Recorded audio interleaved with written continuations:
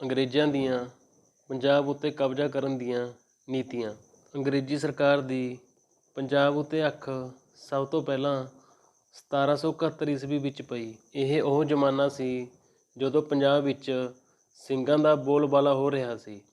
ਦੁਰਾਨੀਆਂ ਦੇ ਰਾਜ ਕਰਨ ਦੇ ਸੁਪਨੇ ਉੱਡ ਚੁੱਕੇ ਸਨ। ਅਹਿਮਦ ਸ਼ਾਹ ਦੁਰਾਨੀ ਪੰਜਾਬ ਉੱਤੇ ਕਬਜ਼ਾ ਕਰਨ ਲਈ 20 ਵਰ੍ਹੇ ਜ਼ੋਰ ਲਾ ਕੇ ਥੱਕ ਚੁੱਕਾ ਸੀ। ਇੱਥੇ ਸਿੰਘਾਂ ਨੇ ਉਸ ਦਾ ਅੱਡਾ ਨਹੀਂ ਸੀ ਲੱਗਣ ਦਿੱਤਾ। ਮਰਾਠੇ ਤਾਂ ਪਹਿਲਾਂ ਹੀ ਨਿਰਾਸ਼ ਹੋ ਕੇ ਮੁੜ ਗਏ ਸਨ। ਸਿੰਘਾਂ ਦੀ ਵੱਧ ਰਹੀ ਤਾਕਤ ਦੇ ਨਾਲ ਅੰਗਰੇਜ਼ਾਂ ਨੂੰ ਉੱਤਰ ਵੱਲੋਂ ਕੁਝ ਅਮਨ ਦੀ ਆਸ ਹੋਈ ਸੀ। ਦੱਖਣ ਬੰਗਾਲ ਵਿੱਚ ਉਹਨਾਂ ਦੇ ਪੈਰ ਜੰਮ ਗਏ ਸਨ। ਉੱਤਰ ਵੱਲੋਂ ਹੁਣ ਪਠਾਣਾਂ ਦਾ ਵੀ ਭੈ ਦੂਰ ਹੋ ਗਿਆ ਸੀ।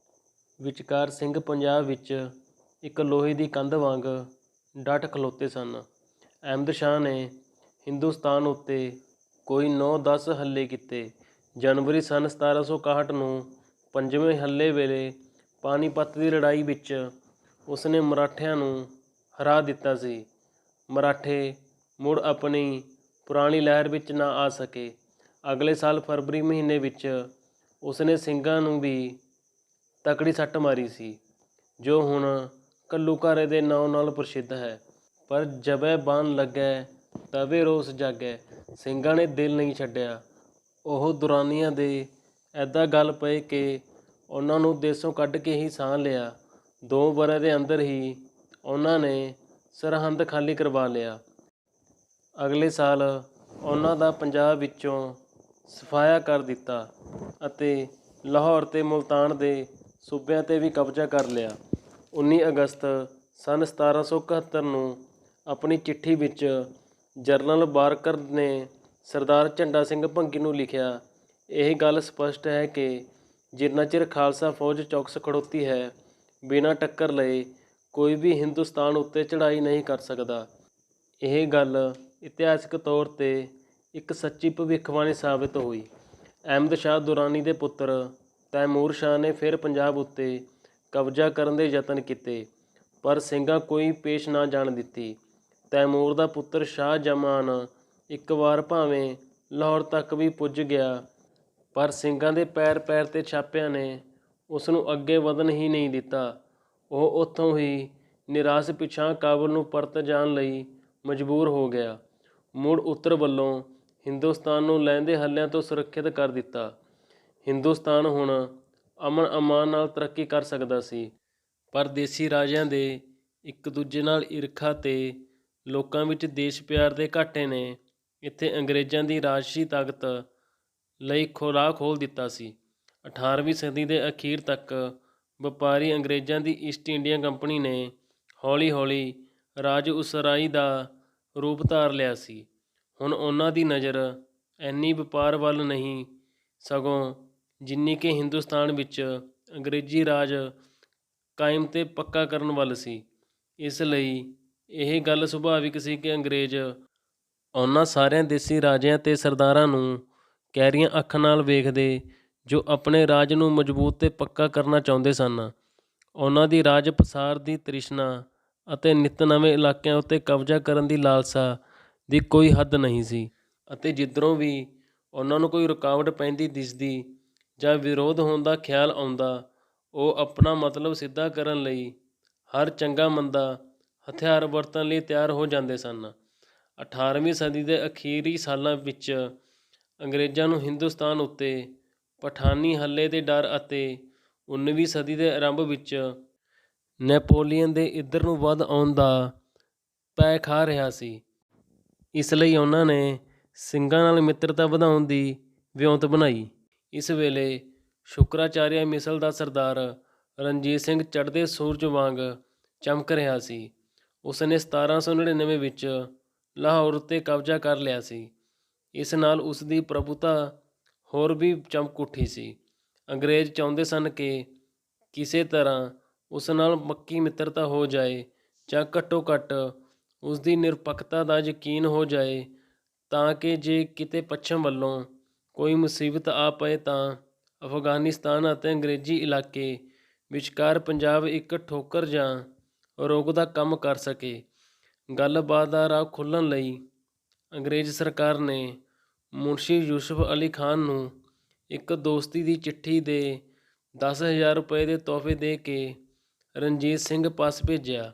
ਅੱਗੋਂ ਰਣਜੀਤ ਸਿੰਘ ਉਸ ਨੂੰ ਬੜੇ ਸਤਿਕਾਰ ਨਾਲ ਮਿਲਿਆ ਅਤੇ ਉਸ ਨੂੰ ਅੰਗਰੇਜ਼ਾਂ ਲਈ ਯੋਗ ਤੋਹਫੇ ਦੇ ਕੇ ਵਿਦਾ ਕੀਤਾ।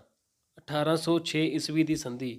ਸੰਨ 1805 ਵਿੱਚ ਜਦ ਹੋਲਕਰ ਪੰਜਾਬ ਵੱਲ ਆਇਆ ਤਾਂ ਮਹਾਰਾਜਾ ਰਣਜੀਤ ਸਿੰਘ ਨੇ ਅੰਗਰੇਜ਼ਾਂ ਦੇ ਵਿਰੁੱਧ ਜੰਗ ਲਈ ਉਸ ਨਾਲ ਰਲਣਾ ਪ੍ਰਵਾਨ ਨਾ ਕੀਤਾ ਅਤੇ ਕਪੂਰਥਲੇ ਦੇ ਸਰਦਾਰ ਫਤਿਹ ਸਿੰਘ ਆਲੋਵਾਲੇ ਦੀ ਸਲਾਹ ਨਾਲ 1 ਜਨਵਰੀ 1809 ਨੂੰ ਅੰਗਰੇਜ਼ਾਂ ਨਾਲ ਦੋਸਤੀ ਦੀ ਸੰਧੀ ਕਰ ਲਈ। ਇਹਨਾਂ ਨਾਲ ਫੈਸਲਾ ਇਹ ਹੋਇਆ ਕਿ ਜਿਤਨੀ ਦੇਰ ਤੱਕ ਸਿੱਖ ਸਰਦਾਰ ਅੰਗਰੇਜ਼ਾਂ ਤੇ ਵੈਰੀਆਂ ਨਾਲ ਕੋਈ ਮਿੱਤਰਤਾ ਸੰਬੰਧ ਨਹੀਂ ਰੱਖਣਗੇ ਜਾਂ ਦੁਸ਼ਮਣੀ ਦੀ ਕੋਈ ਗੱਲ ਨਹੀਂ ਕਰਨਗੇ, ਅੰਗਰੇਜ਼ੀ ਫੌਜ ਕਦੇ ਵੀ ਇਹਨਾਂ ਸਰਦਾਰਾਂ ਦੇ ਇਲਾਕਿਆਂ ਵਿੱਚ ਦਾਖਲ ਨਹੀਂ ਹੋਵੇਗੀ ਅਤੇ ਨਾ ਹੀ ਅੰਗਰੇਜ਼ੀ ਸਰਕਾਰ ਇਹਨਾਂ ਦੇ ਇਲਾਕਿਆਂ ਜਾਂ ਜਾਇਦਾਦਾਂ ਉੱਤੇ ਕਬਜ਼ਾ ਨਹੀਂ ਕਰੇਗੀ। ਸੰਨ 1809 ਦੀ ਅੰਮ੍ਰਿਤਸਰ ਦੀ ਸੰਧੀ। ਮਹਾਰਾਜਾ ਰਣਜੀਤ ਸਿੰਘ ਜੀ ਚਾਹੁੰਦੇ ਸੀ ਕਿ ਸਤਲੁਜ ਦਰਿਆ ਦੇ ਉੱਤਰ ਤੇ ਦੱਖਣ ਦੇ ਸਾਰੇ ਸਿੱਖ ਇਲਾਕਿਆਂ ਨੂੰ ਇਕਮੁੱਠ ਕਰਕੇ ਪੰਜਾਬ ਦੀ ਇੱਕ ਮਜ਼ਬੂਤ ਹਕੂਮਤ ਬਣਾ ਦਿੱਤੀ ਜਾਏ। ਇਹ ਗੱਲ ਕਿਸੇ ਤਰ੍ਹਾਂ ਵੀ 1809 ਦੀ ਸੰਧੀ ਦੇ ਵਿਰੁੱਧ ਨਹੀਂ ਸੀ, ਪਰ ਤਾਂ ਵੀ ਅੰਗਰੇਜ਼ ਸਤਲੁਜ ਦੇ ਦੱਖਣ ਨੂੰ ਰਣਜੀਤ ਸਿੰਘ ਦੇ ਅਸਰ ਤੇ ਰਾਜਸੀ ਤਾਕਤ ਦੇ ਪਸਾਰ ਦਾ ਵਿਰੋਧ ਕਰਨ ਲੱਗ ਪਏ। 1805 ਤੱਕ ਅੰਗਰੇਜ਼ਾਂ ਦੀ ਨੀਤੀ ਇਹ ਸੀ ਕਿ ਜਮਨਾ ਦਰਿਆ ਦੇ ਚੜ੍ਹਦੇ ਪਾਸੇ ਦੇ ਇਲਾਕਿਆਂ ਨੂੰ ਮਜ਼ਬੂਤ ਕੀਤਾ ਜਾਏ ਅਤੇ ਇਸ ਤੋਂ ਲਹਿੰਦੇ ਵੱਲ ਨੂੰ ਨਾ ਵਧਿਆ ਜਾਏ। ਪਰ ਯੂਰਪ ਵਿੱਚ ਨੈਪੋਲੀਅਨ ਦੀ ਜੰਗ ਦਾ ਰੂਪ ਬਦਲ ਜਾਣ ਨਾਲ ਇਹਨਾਂ ਦੀ ਹਿੰਦੁਸਤਾਨ ਵਿੱਚ ਰਾਜਸੀ ਨੀਤੀ ਵੀ ਬਦਲ ਗਈ। 1807 ਵਿੱਚ ਫਰਾਂਸ ਤੇ ਰੂਸ ਵਿਚਕਾਰ ਹਿੰਦੁਸਤਾਨ ਉੱਤੇ ਚੜ੍ਹਾਈ ਕਰਨ ਲਈ ਇੱਕ ਸੰਧੀ ਹੋਈ। ਇਸ ਦਾ ਅਸਲੀ ਮਤਲਬ ਹਿੰਦੁਸਤਾਨ ਵਿੱਚ ਅੰਗਰੇਜ਼ਾਂ ਦੀ ਵੱਧਦੀ ਜਾ ਰਹੀ ਤਾਕਤ ਨੂੰ ਤੋੜਨਾ ਸੀ। ਅੰਗਰੇਜ਼ਾਂ ਨੂੰ ਭੈ ਪੈ ਗਿਆ ਸੀ। ਉਹਨਾਂ ਦੇ ਫੌਜੀ ਸਿਆਣਿਆਂ ਨੇ ਹੁਣ ਇਹ ਕਿਹਾ ਕਿ ਰਾਖੀ ਦੇ ਖਿਆਲ ਨਾਲ ਯਮੁਨਾ ਨਾਲੋਂ ਸਤਲੁਜ ਦਰਿਆ ਜ਼ਿਆਦਾ ਚੰਗੀ ਸਰਹੱਦ ਹੈ। ਇਸ ਲਈ ਉਹਨਾਂ ਨੇ ਆਪਣੀ ਸਰਹੱਦ ਸਤਲੁਜ ਦੇ ਕੰਢਿਆਂ ਤੱਕ ਵਧਾ ਲੈਣ ਦਾ ਫੈਸਲਾ ਕਰ ਲਿਆ। ਇਸ ਦਾ ਸਾਫ਼ ਅਰਥ ਇਹ ਸੀ ਕਿ ਯਮੁਨਾ ਅਤੇ ਸਤਲੁਜ ਦੇ ਵਿਚਕਾਰਲੇ ਇਲਾਕਿਆਂ ਉੱਤੇ ਅੰਗਰੇਜ਼ਾਂ ਦਾ ਰਾਜਸੀ ਅਸਰ ਕਾਇਮ ਹੋ ਜਾਏ ਅਤੇ ਪੰਜਾਬ ਪਾਟ ਕੇ 2 ਹਿੱਸਿਆਂ ਵਿੱਚ ਵੰਡਿਆ ਜਾਏ ਤਾਂ ਕਿ ਕਦੇ ਵੀ ਇਸ ਦੇ ਇਕੱਠ ਤੇ ਮਜ਼ਬੂਤ ਹੋਣ ਜਾਣ ਦਾ ਅਵਸਰ ਨਾ ਰਹੇ।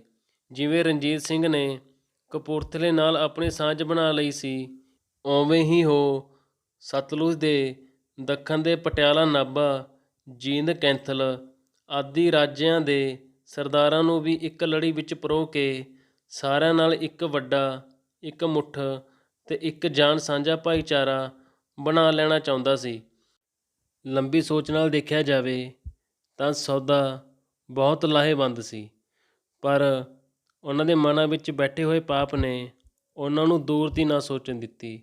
ਉੱਧਰ ਚਤੁਰ ਅੰਗਰੇਜ਼ ਦੇਸੀ ਰਾਜਿਆਂ ਨੂੰ ਚੰਗੀ ਤਰ੍ਹਾਂ ਜਾਣਦੇ ਸਨ।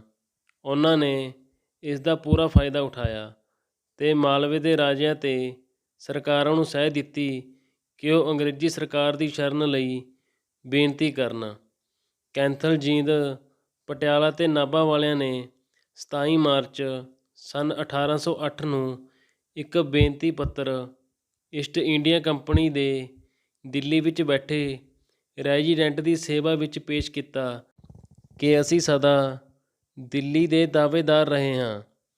ਅਸੀਂ ਆਪਣੇ ਆਪ ਨੂੰ ਅਤੇ ਆਪਣੇ ਮੁਲਕ ਨੂੰ ਕੰਪਨੀ ਦੀ ਝੋਲੀ ਵਿੱਚ ਪਾ ਦਿੱਤਾ ਹੈ, ਪਰ ਹੁਣ ਸਰਦਾਰ ਰਣਜੀਤ ਸਿੰਘ ਦੀ ਨਜ਼ਰ ਇੱਧਰ ਹੋ ਗਈ ਹੈ।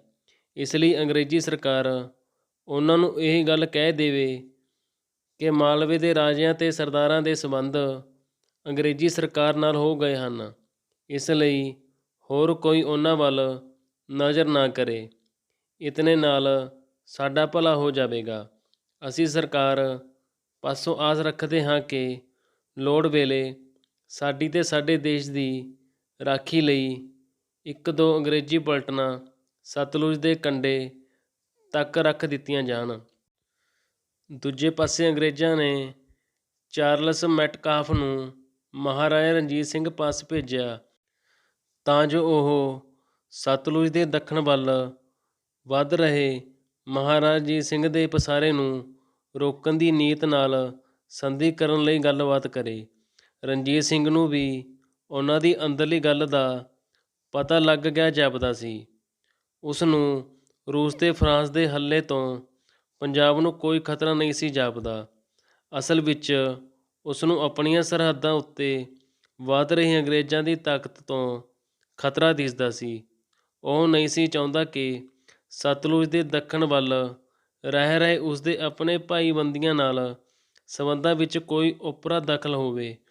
ਇਸ ਲਈ ਉਹ ਅੰਗਰੇਜ਼ਾਂ ਦੇ ਦੂਤ ਚਾਰਲਸ ਮੈਟਕਾਫ ਨਾਲ ਗੱਲਬਾਤ ਜਾਰੀ ਰੱਖਣ ਦਾ ਬਹੁਤ ਚਾਹਵਾਨ ਨਹੀਂ ਸੀ, ਕਿਉਂਕਿ ਉਹ ਮਾਲਵੇ ਦੇ ਸਰਦਾਰਾਂ ਨੂੰ ਆਪਣੀ ਸ਼ਰਨੇ ਲੈ ਲੈਣ ਦੇ ਵਹਿੰਦੇ ਦੇ ਬਹਾਨੇ ਉਸ ਦੀਆਂ ਨਵੀਆਂ ਮੱਲਾਂ ਮਾਰਾਂ ਵਿੱਚ ਰੋਕ ਪਾ ਰਹੇ ਸਨ।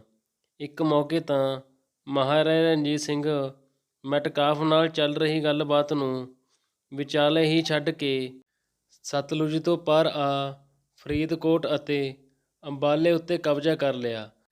ਮਲੇਰਕੋਟਲੇ ਤੇ ਥਾਨਾਸਿਰ ਪਾਸੋਂ ਟਕੇ ਜਾਂ ਵਸੂਲੇ ਅਤੇ ਪਟਿਆਲੇ ਨਾਲ ਭਾਈਬੰਦੀ ਬਣਾ ਲਈ। ਅੰਗਰੇਜ਼ਾਂ ਨੂੰ ਸਤਲੁਜ ਦੇ ਉੱਤਰ ਤੇ ਦੱਖਣ ਦੇ ਸਿੱਖਾਂ ਵਿਚਕਾਰ ਭਾਈਬੰਦੀ ਕਿਵੇਂ ਭਾ ਸਕਦੀ ਸੀ? ਵਿਦੇਸ਼ੀ ਲੋਕਾਂ ਦੀ ਤਾਕਤ ਤਾਂ ਦੇਸ਼ ਵਿੱਚ ਅਜੋੜ ਅਤੇ ਅਣਬਣ ਨਾਲ ਹੀ ਵੱਧ ਫੁੱਲ ਸਕਦੀ ਹੈ। ਰਣਜੀਤ ਸਿੰਘ ਨੂੰ ਸੰਧੀ ਲਈ ਡਰਾਉਣ ਅਤੇ ਮਜਬੂਰ ਕਰਨ ਲਈ ਅੰਗਰੇਜ਼ਾਂ ਨੇ ਜਨਵਰੀ 1809 ਨੂੰ ਸਰ ਡੇਵਿਡ ਐਕਟਲੋਨੀ ਦੀ ਕਮਾਨ ਹੇਠ ਇੱਕ ਤਕੜੀ ਫੌਜ ਜਮਨਾ ਪਾਰ ਲੈ ਆਂਦੀ ਤੇ ਲੁਧਿਆਣੇ ਵੱਲ ਨੂੰ ਤੋਰ ਦਿੱਤੀ ਤਾਂ ਕਿ ਲੋੜ ਪੈਣ 'ਤੇ ਵਰਤੀ ਜਾ ਸਕੇ।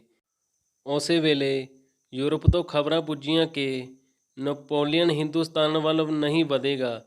ਇਸ ਲਈ ਹਿੰਦੁਸਤਾਨ ਦੀ ਪੰਜਾਬ ਵੱਲ ਦੀ ਸਰਹੱਦ ਉੱਤੇ ਰਾਖੀ ਦੇ ਪ੍ਰਬੰਧਾਂ ਦੀ ਬਹੁਤ ਲੋੜ ਨਹੀਂ।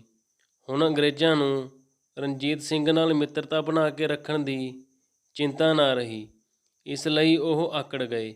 ਸੰਨ 1809 ਦੇ ਅਹਿਦਨਾਮੇ ਵਿੱਚ ਇਹ ਗੱਲ ਸਾਫ਼ ਲਿਖੀ ਹੋਈ ਸੀ ਕਿ ਅੰਗਰੇਜ਼ ਮਹਾਰਾਜੇ ਦੇ ਇਲਾਕਿਆਂ ਵਿੱਚ ਰੋਕਾਂ ਪਾਉਣ ਦੀ ਕੋਈ ਵਿਉਂਤ ਨਹੀਂ ਬਣਾਉਣਗੇ ਜਦ ਤੱਕ ਕਿ ਉਹ ਉਹਨਾਂ ਦੇ ਵਿਰੁੱਧ ਕੋਈ ਗੱਲ ਨਹੀਂ ਕਰਨਗੇ ਜਾਂ ਉਹਨਾਂ ਦੇ ਵੈਰੀਆਂ ਨਾਲ ਕੋਈ ਸਾਂਝ ਨਹੀਂ ਗੰਢਣਗੇ।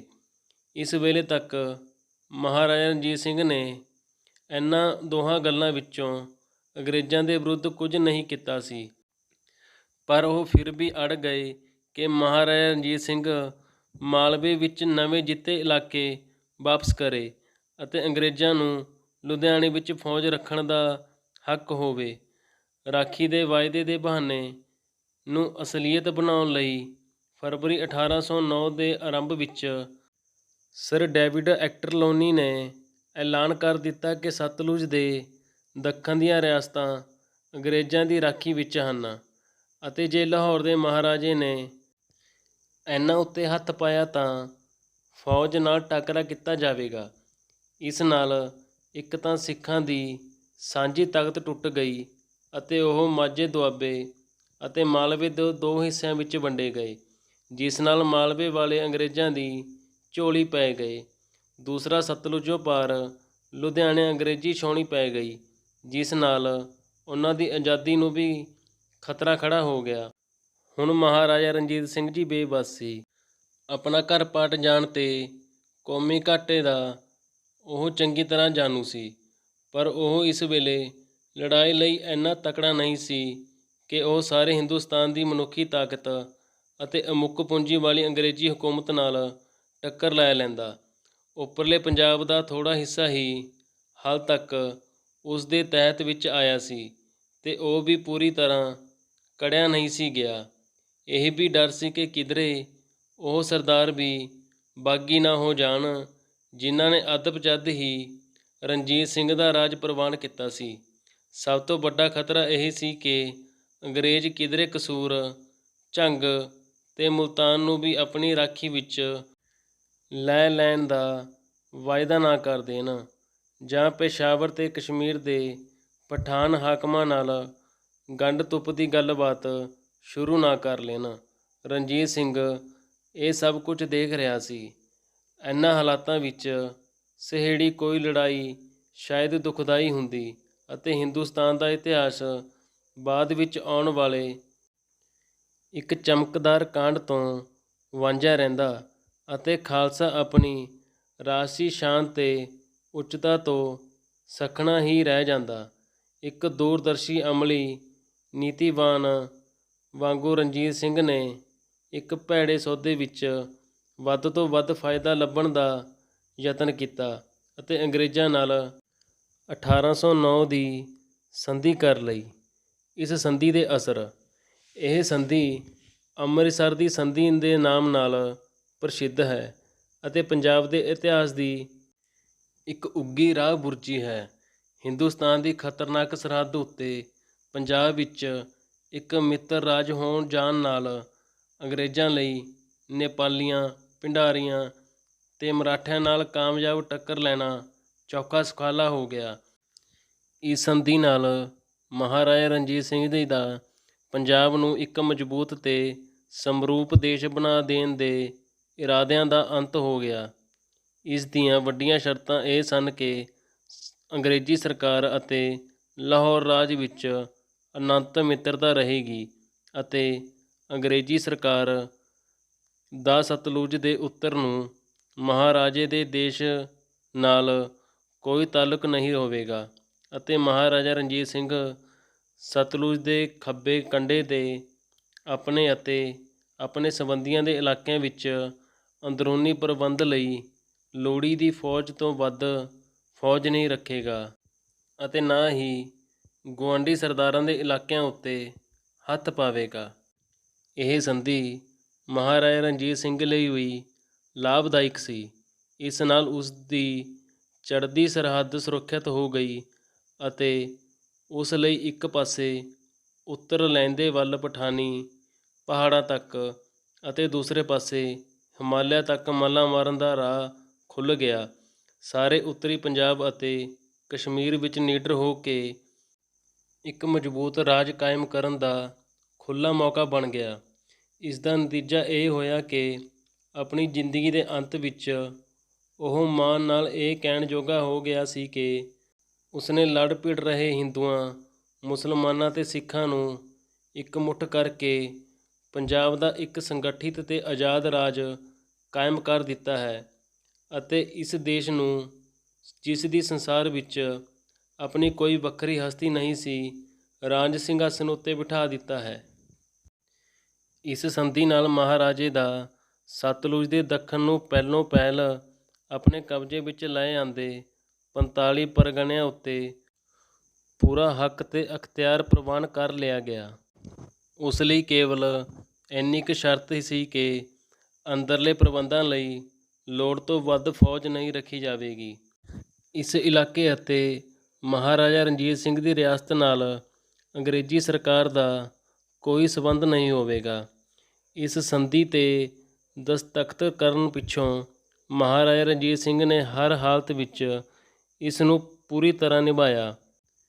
ਇੱਕ ਦੋਸਤੀ ਜਿਸ ਉੱਤੇ ਮਹਾਰਾਜਾ ਰਣਜੀਤ ਸਿੰਘ ਸਦਾ ਪੱਕਾ ਰਿਹਾ ਅਤੇ ਇੱਕ ਸਬੰਧ ਜਿਸ ਤੋਂ ਮਹਾਰਾਜਾ ਰਣਜੀਤ ਸਿੰਘ ਨੇ ਪਿੱਛਾ ਛੁਡਾਉਣ ਦਾ ਕਦੀ ਯਤਨ ਨਹੀਂ ਕੀਤਾ, ਉਹ ਸੀ ਅੰਗਰੇਜ਼ੀ ਸਰਕਾਰ ਨਾਲ।